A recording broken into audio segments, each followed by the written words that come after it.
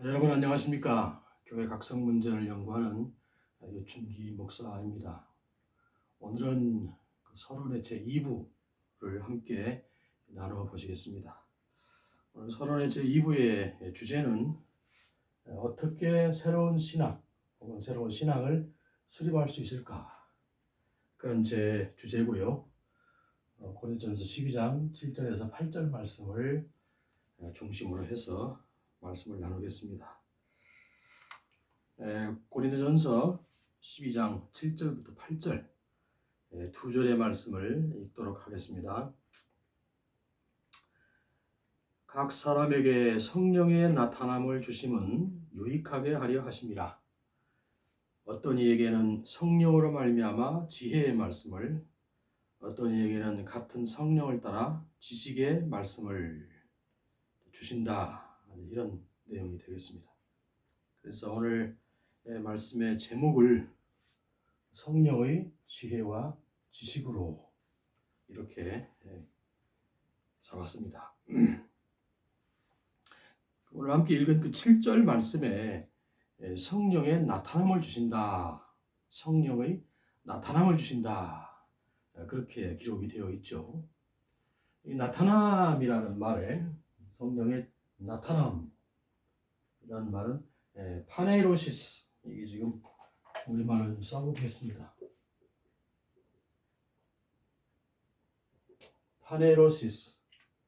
파네로시스라고 그렇게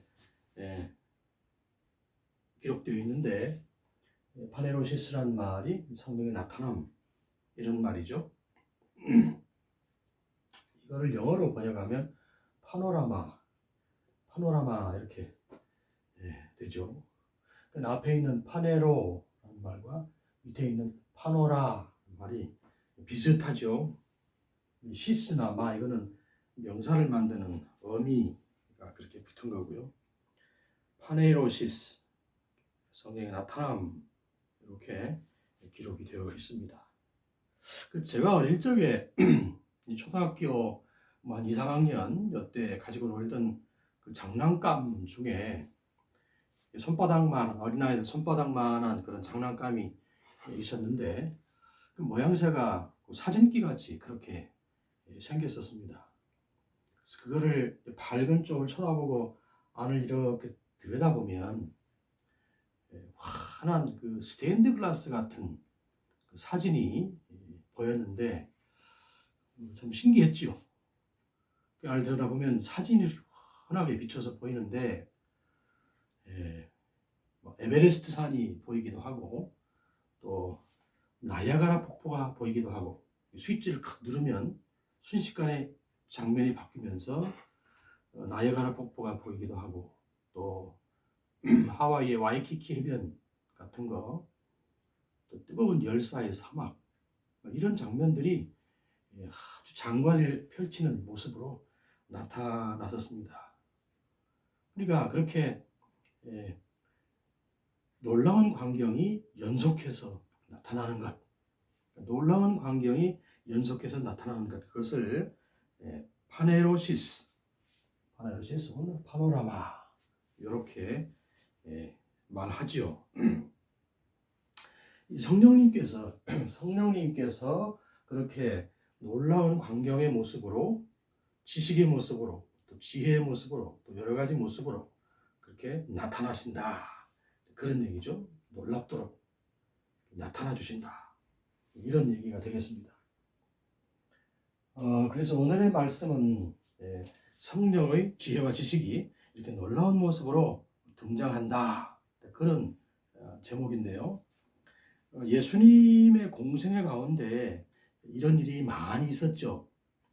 예수님께서 공생애를 보내시는 가운데 이런 사건을 많이 우리에게 성경 말씀 가운데 기록해 놓고 계십니다. 예를 들어서 예수님의 그 공생애 가운데 성령의 지식의 나타남, 성령께서 지식으로 나타남, 이런 경우가 어떤 경우가 있었느냐? 베드로의 그 경우에 베드로가 밤이 맞도록 고기를 잡으려고 수고를 많이 했는데 한 마리도 못 못 잡았죠.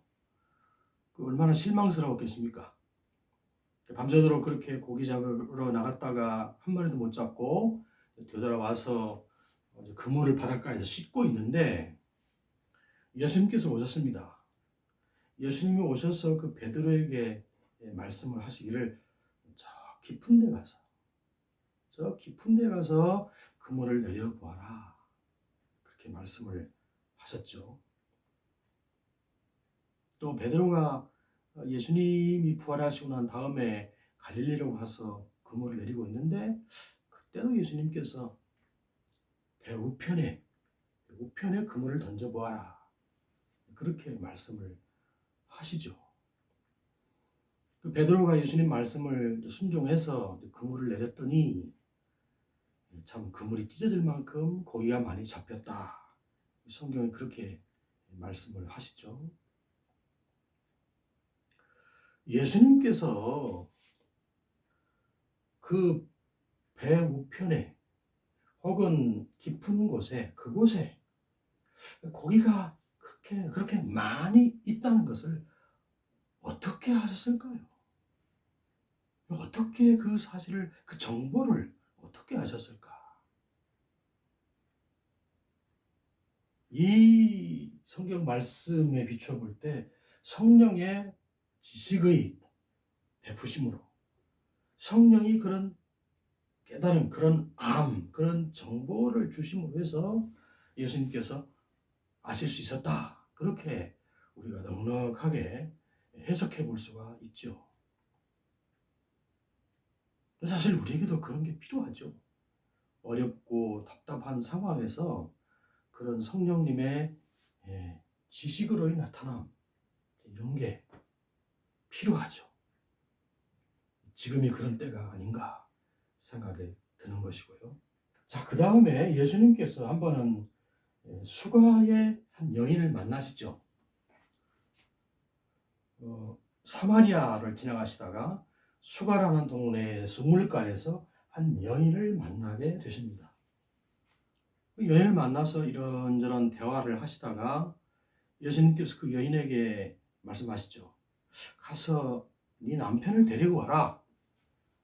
그래 말씀을 하시니까 이 여인이 저는 남편이 없습니다. 그렇게 대답을 하죠. 예수님께서 그 대답을 들으시고 네가 본래 남편이 5이 있었다. 그런데 다 죽었다. 그리고 지금 있는 남편도 네 남편이 아니니 네가 남편이 없다 하는 말이 옳도다. 그렇게 그 여인에게 말씀을 하셨습니다. 그 여인이 깜짝 놀래가지고 동네로 뛰어들어가서 예수님을 소개하는 그러한 일이 있게 되죠. 예수님께서 처음 만난 그 수가의 여인의 개인의 인생 히스토리를 어떻게 알고 계셨을까요? 이거는 성령님이 주시지 않으면 알 수 없는 일이죠. 성경 말씀에 의하면 감추인 사실을 드러내 주시는 성령님, 정말 우리 믿는 자에게 필요한 거 아니겠습니까?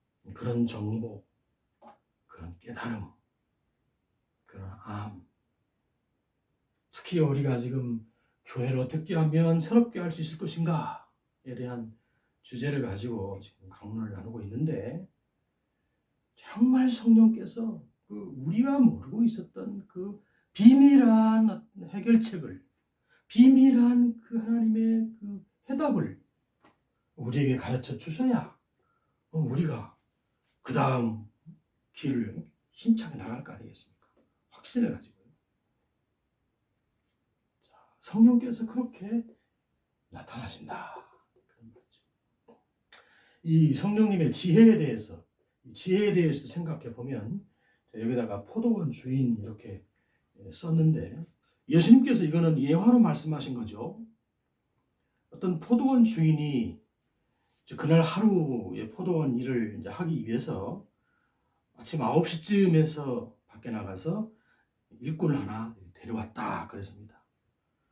그리고 또 한 2시간쯤 있다가 11시쯤 또 한 사람을 데리고 오고, 그 다음에 점심 먹고 나서 오후에 1시에 또 한 사람 데려오고, 오후에 3시에 데려오고, 오후 5시에 데려오고, 예를 들면 이렇게 사람들 일꾼을 불러서 데리고 왔다. 그렇게 말씀이 기록되고 있죠. 그래서 6시가 돼서 하루 일과를 마치고 품삯을 나누어 주는데 예수님께서 그 포도원 주인이 맨 뒤에 온 5시에 온 사람부터 약속한 모두에게 한 데나리온씩 약속을 하지 않았습니까? 그 맨 뒤에 온 그 품꾼에게 한 데나리온을 주었습니다.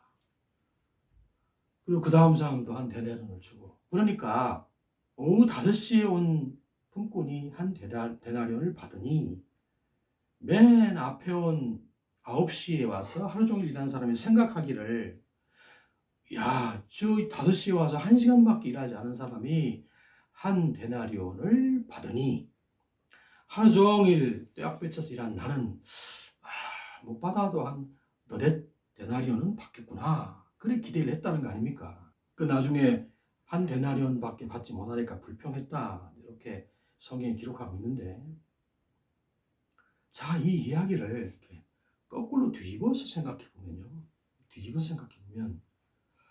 만약에 이 포도원 주인이 품삯을 줄 때 아침 9시에부터 온 사람에게 한 데나리온을 먼저 주면, 맨 뒤에 오후 5시에 왔던 그 사람은 그 어떤 생각을 하겠습니까? 그 이야기의 흐름으로 볼 때, 그 맨 마지막에 온 사람은 아마도, 야, 저 사람 아침 9시에 와서 하루 종일 일했는데 한 데나리온을 받으니 와서 지금 1시간밖에 일하지 못한 나는 많이 받아야 한 3분의 1, 4분의 1밖에 못 받겠구나.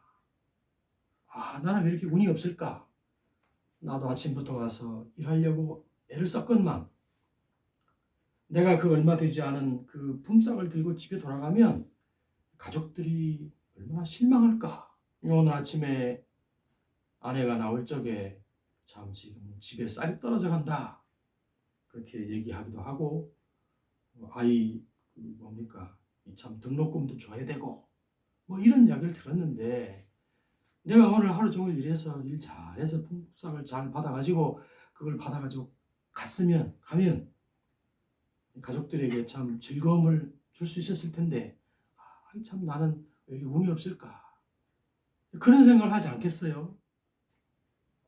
그 짧은 시간이지만, 그 품삯을 나누어주는 짧은 시간이지만 그 사람의 심정을 헤아리시는, 그 어렵고 힘들게 살아가는 그 사람의 심정을 헤아리시는 그 하나님의 마음이, 그 예수님의 마음이 있단 말이죠.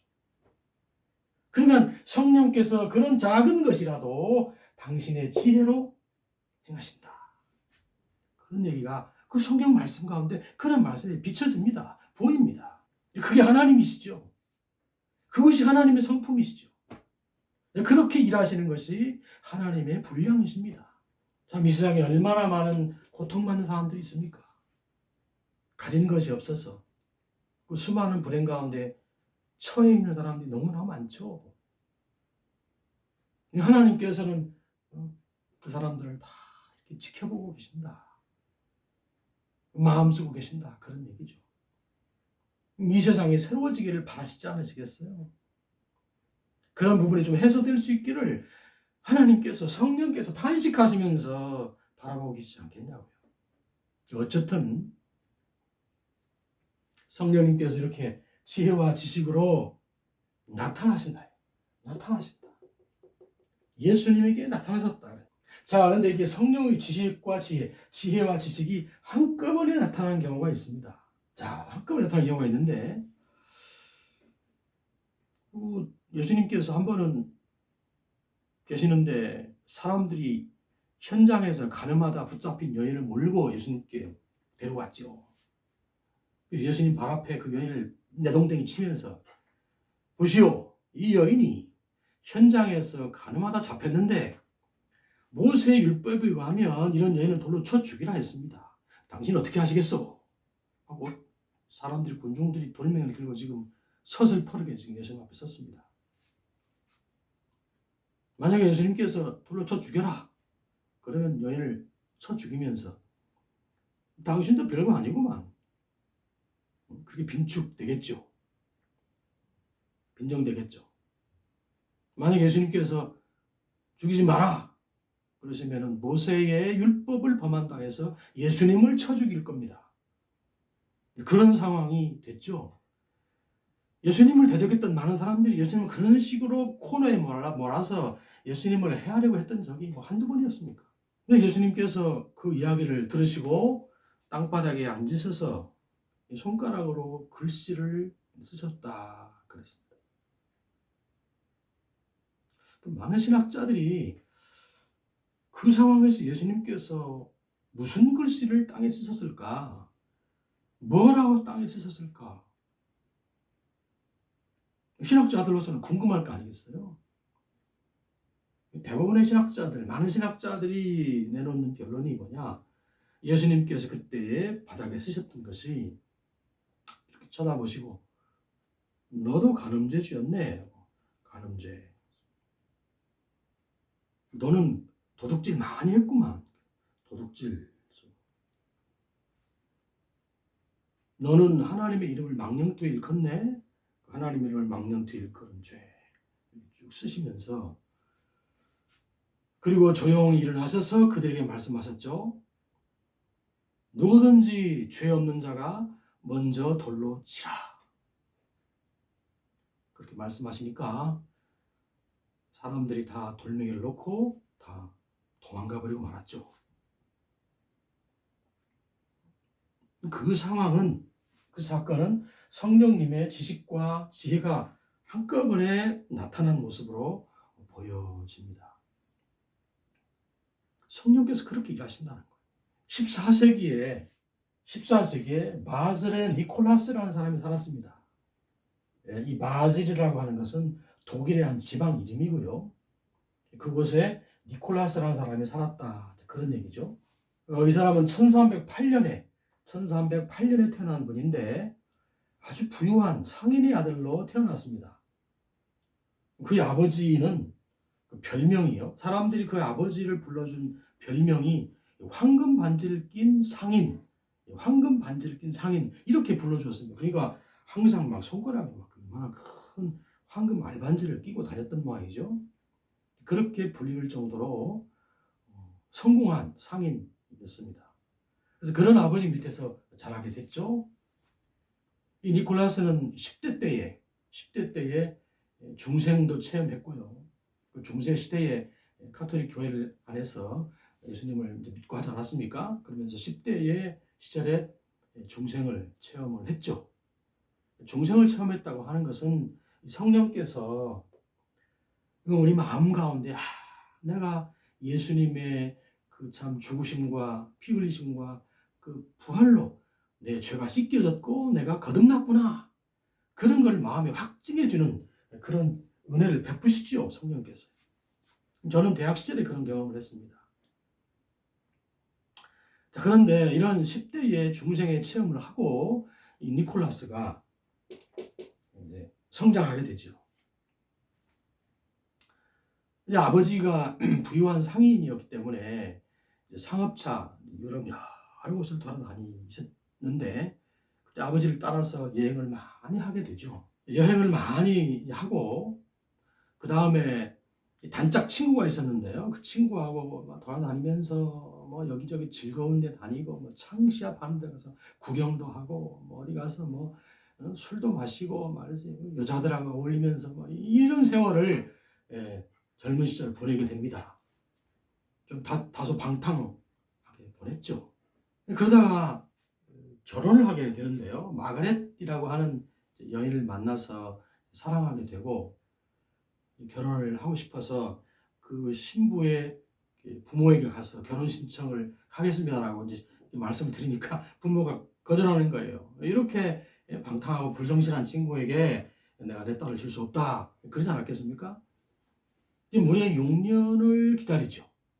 6년을 기다려서 드디어 허락을 받고 내일이면 이제 결혼하게 됩니다.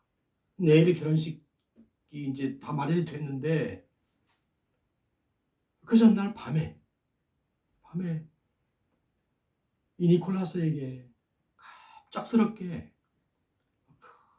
마음의 어떤 번민과 어두운 힘이 자기를 꽉 내려누르는 것을 경험하게 됩니다. 지난 과거를 돌이켜 보면서 내가 이렇게 살다가 죽으면 내 영혼이 어떻게 되는 걸까? 번민 가운데 있다가 밤새도록 고민하고 고뇌 속에서 번민하고 이러한 그 괴로운 시간을 보내다가 드디어 하나님 앞에 무릎을 꿇고 하나님, 제가 이제부터는 오직 하나님만 바라보고 남은 인생을 살겠습니다. 그렇게 작정을 하게 됩니다.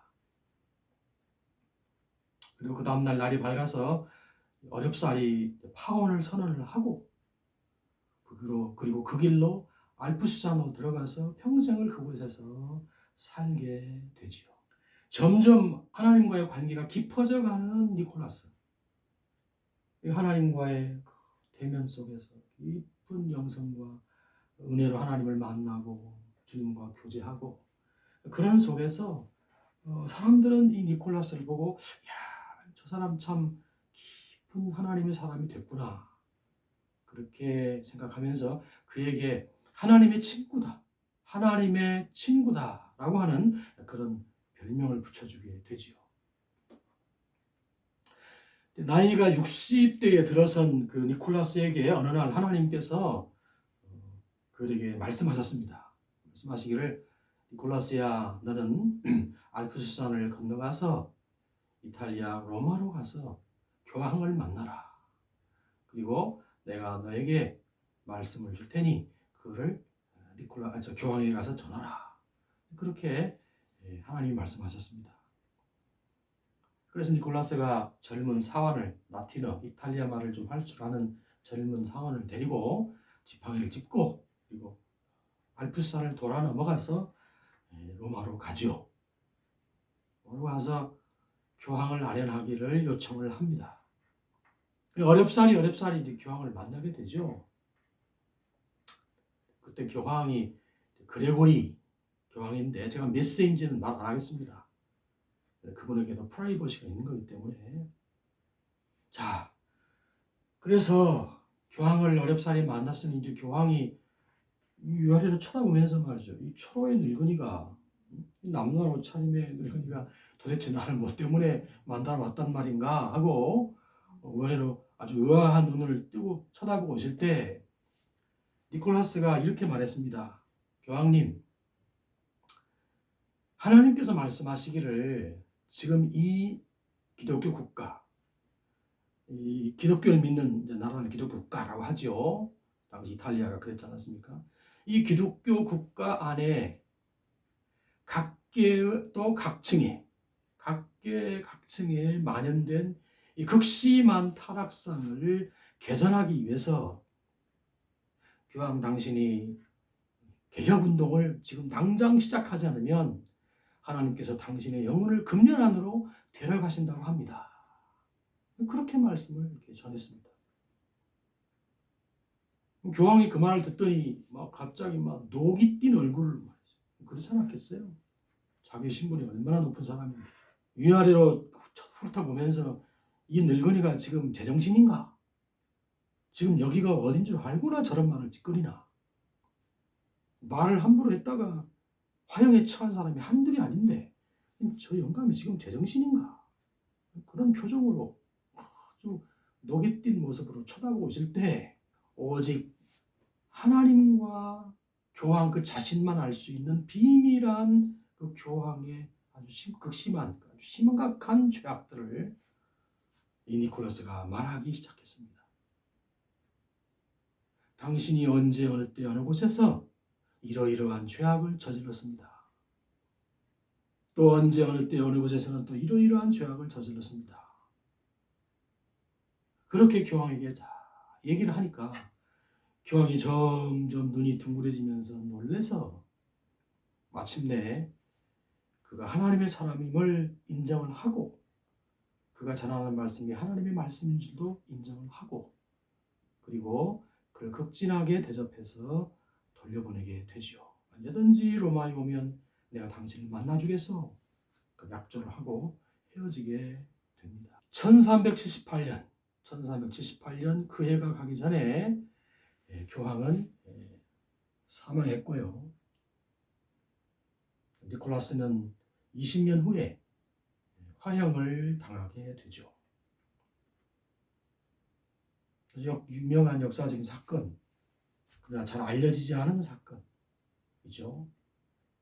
그처럼 성령께서 그렇게 니콜라스에게도 나타나셔서 그런 하나님의 비밀한 지식을 알려주신다.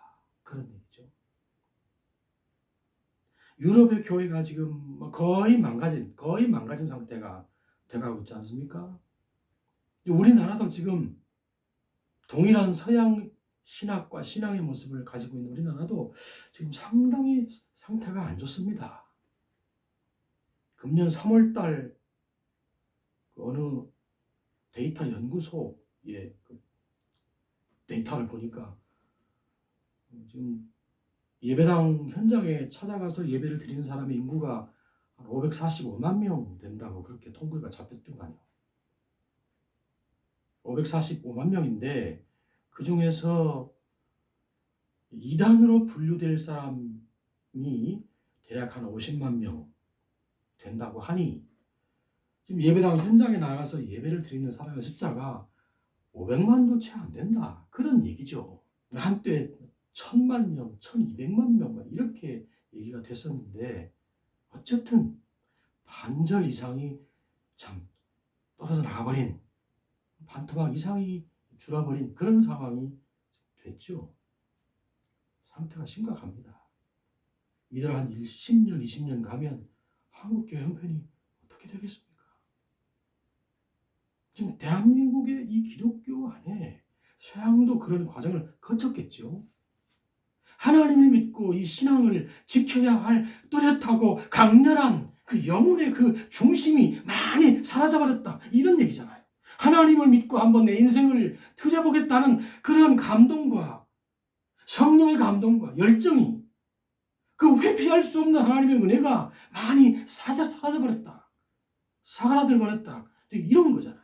이런 우리에게 지금 다가오고 있는 심각한 상황이 기다리고 있는 것 같은데 이럴 때 우리가 어떻게 이 문제를 해결하겠냐고요. 성령께서 지혜와 지식으로 베풀어 주시고 가르쳐 주셔야만 가능하다. 그런 얘기죠. 성령님이 아니면 안 됩니다. 하나님의 가르치심과 도우심이 아니면 이거 해결할 수 없다고요. 하나님의 교회가 천지 만물을 지으시고 우리를 위해서 이 아들을 보내셔서 십자가에서 죽게 하시고 부활하시고 우리의 성령을 주시고 우리를 구속하신 그 놀라우신 하나님의 교회가, 그렇게 하나님께서 세우신 교회가 허망하게 140년도 채 안 된 경우인데 지금 우리나라가요. 붕괴되고 무너져간다? 이상하잖아요. 어떻게 그럴 수 있어요? 도저히 받아들이기 어렵잖아요. 이 새로운 우리의 신앙으로, 새로운 신앙으로 회복되어야 되지 않겠습니까? 일어서야 되지 않겠습니까? 사명을 다해야 되지 않겠습니까? 그럼 우리 힘으로 안 된다고요. 성령께서 지식과 지혜로 우리를 도와주신다. 그렇게 하나님이 말씀하시니까 그분의 도우심으로 우리가 해내야죠. 그렇게. 그 은혜로. 저는 그게 유일한 길이다. 그렇게 생각을 합니다. 교회가 이런 어려움에 빠졌을 뿐만 아니라 교회는 세상에 빛이시기를, 교회는 세상에 빛이 되기를 하나님 원하시는데 세상에도 문제가 많죠. 지금 지구촌 전체로 보면 기후 문제 심각하죠. 또 빈부의 격차가 심해서 이 불평등이 말할 수 없죠. 우리나라에도 지금 젊은이들이 얼마나 고통받고 있습니까? 없는 사람이 너무 많아서 너무 지금 힘든 상황으로 금년에 아주 더 큰 어려움이 온다고 하는데 어떻게 극복할 거예요? 하나님 은혜가 아니면 안 된다. 또 뭡니까? 또 무슨 문제가 있습니까? 진영 간의 갈등이 있죠. 대륙 세력과 해양 세력이 갈라져서 너무 갈등하려고 하고 있고, 우리나라는 그 틈바구니에서 참 자칫하면 고통을 겪을 수도 있는 상황이 될 수도 있는데 그런 문제도 있죠. 그리고 AI가 자꾸만 이렇게 더 발전하면 인간을 소외시키는 인간 소외 문제도 있지 않겠습니까? 이런 여러 가지 문제 앞에 놓인 교회, 세상에 빛이 되기 원하시는 예수님 말씀을 두고 볼 때 이 문제에 해결책을 찾아야죠.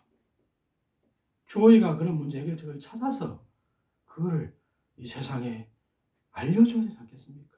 가르쳐야 되지 않겠습니까? 1980년도에요. 저는 성령으로 기름 부음을 받았는데 1980년대 하면 벌써 43년, 1980년도 가을에 그랬으니까 42년 반 좀 넘었겠습니다. 좀 됐나요? 저는 그때 당시에 대학 3학년에 재학 중이었습니다. 그 태종대, 부산에 그 태종대가 있죠. 태종대에 올라가는 그 입구 쪽에 바다 쪽 언덕배기 조그마한 어촌 마을에 아주 그 참 조그마한 교회에 출석해서 예배를 드리고 있었습니다. 열심히 하나님을 섬기고 많이 사모했죠. 그 학교를 입학하고 객지니까, 부산이 객지니까 거기 가서 이제 기숙사 생활을 하면서 주말이면 외출을 하고 그러면 이제 교회 가서 예배를 드리고 교회에서 헌신하고 그러고 살았는데 대학 2학년쯤 되니까 사람이 조금 이제 철이 들기 시작해서 그 하나님에 대한 갈급한 마음을 갖게 됐습니다. 내가 이제 앞으로 나이가 21살 가까이 되니까 이제 하나님 앞에 내가 참 어떻게 인생을 제대로 살아야 될지, 물론 그 학교는 회계사를 양성하는 학교였죠. 졸업하면 저는 항해사로 바다에 나가서 항해사로 근무하게 되는 그러한 그 상황이었지만 어쨌든 그럼에도 불구하고 어쨌든 인생에 내가 꼭 품어야 하고 꼭 알아야 할 그런 하나님의 어떤 그 진실이 있다면 그걸 꼭 알고 싶다. 그런 갈급한 마음이 생겼어요. 그래서 한 1년 반을 그런 간절한 마음으로 살았습니다.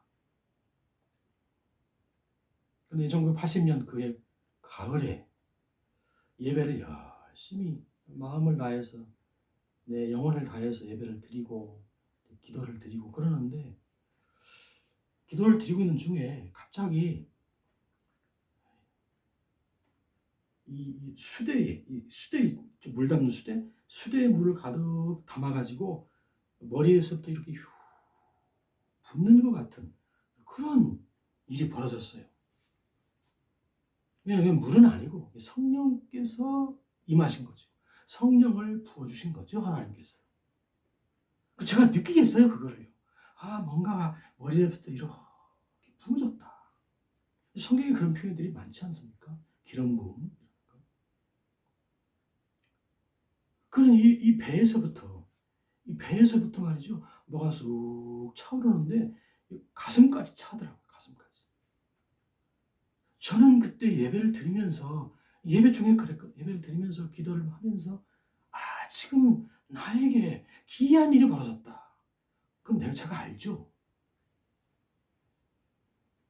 그렇게 예배를 드리고 비밀을 간직한 채 예배당을 나와서 예배당 문 밖을 나와서 그 예배당이 그 해안가 언덕 위에 있었기 때문에 바다도 보이고 육지 쪽에 이제 그 유채꽃이 노랗게 핀 그런 모습도 보이고 그런 상황이었는데 뭔가 알 것 같아요.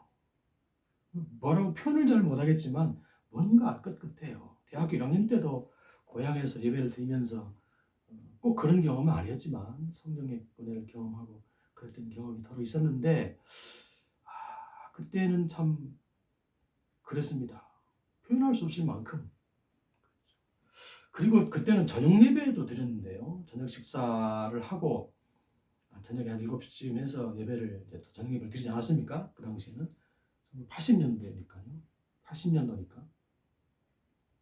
저녁 예배 때는 저 뒷좌석에 앉아가지고 예배당이 별로 크지도 않으니까 뒷좌석에 앉아서 예배를 드리고 있었는데 그때도 또 한 번 그런 일이 벌어졌습니다.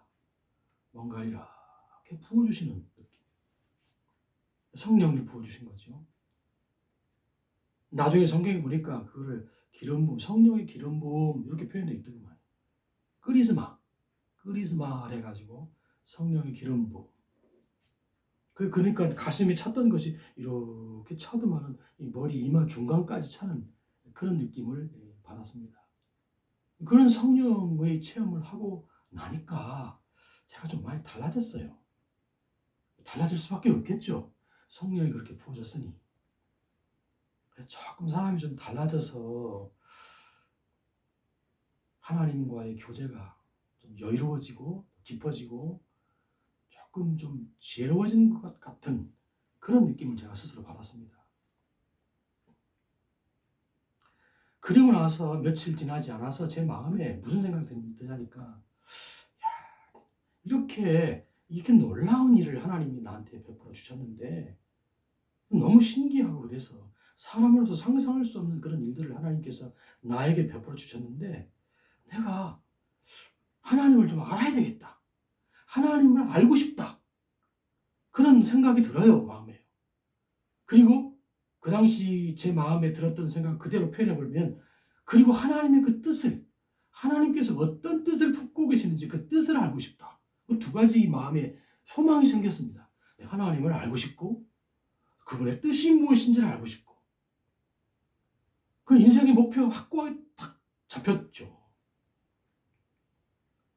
그것이 이제 하나님께서 나를 신학교 가라고 하는 뜻으로 받아들였고 또 목사가 되라 라는 뜻으로 받아들였죠. 그래서 또 뭐 그날로부터 시작해서 신학 공부를 하려고 하면 뭘 준비해야 되는지를 생각해서 공부를 하기 시작했습니다. 준비를 하기 시작한 거죠. 그래서 한 5년 남짓 동안 바다에서 초급 자관으로 근무를 한 4년 정도 하면서 총 한 5년 정도를 준비를 해서 서두에 말씀을 드린 것과 같이 1986년도에 고신대학원이라는 학교에 입학을 하게 됩니다. 그리고 지금까지 이제 왔죠. 이것저것 해서 계산해 보면 한 40년, 하나님께서 한 40년 저를 연단시키신 게 아닌가 그렇게 생각이 드는데요. 그 40년 세월을 보내는 동안에 주로 부교육자, 또 부목사 또는 무임 목사, 임지가 없는 목사를 무임 목사라고 합니다. 무임 목사. 그런 입장에서 40년을 보냈습니다. 딱 1년을 제외하고 그렇게 보냈습니다. 한 40년 그런 연단을 받으면서 중간에 하나님을 향한 그 생각들이 많았죠. 하나님, 저는 그런 은혜를 받고 확실한 성령님의 기름 부음도 있었고 해서 정말 그 하나님 앞에 교회에서 열심히 사역할 수 있는 그런 사람으로 살아갈 줄 알았는데 저를 왜 이렇게 인도하셨습니까? 왜 이렇게 인도하시나요? 의구심도 많이 가졌죠. 그럴 때마다 하나님께서 저를 이제 새로운 차원으로 깨달음을 인도하시고 또 새로운 차원으로 깨달음을 인도하시고 계속 인도하시면서 저를 붙잡아 주셨습니다. 한 40년 세월이 흘렀는데 지금 와서 생각해 보면 하나님께서 교회가 이렇게 어려울 것을 아시고 그런 일에 헌신하도록 하나님께서 저를 부르신 게 아닌가 그렇게 받아들이고 있습니다. 그래서 지금 이제 시작을 한번 해보게 되는 거죠. 자, 그래서 이제 그 하나님 앞에 순종하는 믿음으로 일을 시작해 봅니다. 어떻게 하면 교회의 위기를 벗어나서 교회가 제 역할을 잘 감당하고 다시 한번 힘 있는 교회로 설 수 있을까? 그런 문제를 탐구하고 그렇게 해서 여러분과 함께 나누고 싶은 마음으로 시작을 했습니다. 자, 그 이원규 교수님이라는 이분이 감리교 신학대학원의 종교사학과 교수셨는데요. 10년 전에 한목협, 한국목회자협의회의 세미나에 참석하셔서 강연하시는 것을 제가 보았습니다. 인터넷으로 보았는데 그분께서 이렇게 말씀을 강연 가운데 하셨습니다. 한국교회, 종교사학과 교수시니까 한국교회에 대해서 이 세상 사람들이 어떠한 생각을 품고 있는지를 조사도 하고 그러시는 것 같습니다. 그래서 한국교회 하면 어떠한 이미지가 떠오르느냐, 한국교회 하면 어떤 이미지가 떠오르느냐라고 조사했더니 어떤 사람은 연료가 떨어져서 추락하는 비행기, 그렇게 말하는 사람도 있고, 또는 치료법이 개발되지 않은 난치병 환자, 이렇게 얘기하는 사람도 있더라는 겁니다. 그러니까 연료가 떨어져서 추락하는 비행기는 떨어져서 이제 폭발한다는 얘기 아니겠어요? 난치병인데 치료법이 개발되지 않았으면 그 사람은 죽어가는 거 아니에요. 그러니까 추락해서 폭발하거나 뭐 죽어가거나 그런 지경에 처해 있다고 한국교회를 사람들이 그렇게 바라본다는 것입니다. 이원규 교수님께서 발표 중에 그런 말씀을 하셨죠. 그래서 우리가 기필코 이런 문제를 해결할 수 있는 하나님의 성령의 참 그 은혜를, 지식과 지혜와 같은 은혜를 우리가 꼭 덧입어야 되지 않겠느냐. 밑에 제가 이은준관 교수님이라고 하는 성함을, 전함을 기록해 놨는데요. 이 교수님이 지난 1월 달에 작고하신 것 같습니다. 1월 달에 소천을 하셨는데 90의 나이로 이분도 한 10년 전에 그런 말씀을 세미나에서 하셨죠. 우리 교회의 목회자들이 목회의 길을 잃었고 새로운 목회 패러다임이 나타나기를 간절히 고대하고 있다. 새로운 목회 패러다임이 나타나기를 간절히 고대하고 있다. 그런 말씀을 남기셨습니다. 이분이 실천신학대학원대학교 설립자이자 초대 총장을 하셨죠. 한국교회 현실이 그렇습니다. 일선에서 수고하시는 우리 목회자 여러분들 고생이 많으십니다. 저는 이제 만으로 나이가 64살이 돼서 애지간한 목사님들은 65이면 은퇴하지 않습니까? 저도 그런 식으로 따지면 이제 한 6개월 후면 은퇴해야 되는 그런 나이가 됐습니다. 그런데 이제 하나님께서 저를 좀 써주시려나 이런 일을 시작하게 하시네요. 하나님께서 현장에서 고생하시는 우리 목회자님들, 목사님들, 또 강도사님들, 전도사님들, 교회를 바라면서 안타까워하시는 장로님들, 권사님들, 집사님들, 많은 교우분들, 하나님 안에서 이러한 교회를 다시 이렇게 세워서 정말 하나님이 기뻐하실 만한 그러한 이 시대의 빛의 역할을 감당하는 그런 교회가 될 수 있기를 간절히 기대해 봅니다. 다음 시간부터 본론에 해당하는 말씀을 드리겠습니다. 긴 여정이 될 것으로 기대하는데요. 함께 그 뜻을 잘 나눠갔으면 좋겠습니다. 오늘 여기까지 하겠습니다. 감사합니다.